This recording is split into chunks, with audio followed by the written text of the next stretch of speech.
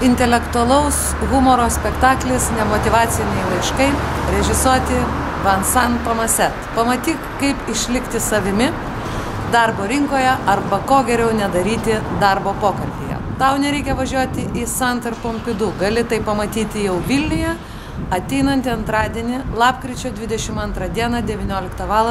Menų spaustuvėje, Kaune, lapkričio 29 dieną, 19 val. Kauno nacionalinėme dramos teatre ir Klaipėdoje, gruodžio 12 dieną, 19 val. Kultūros fabrike.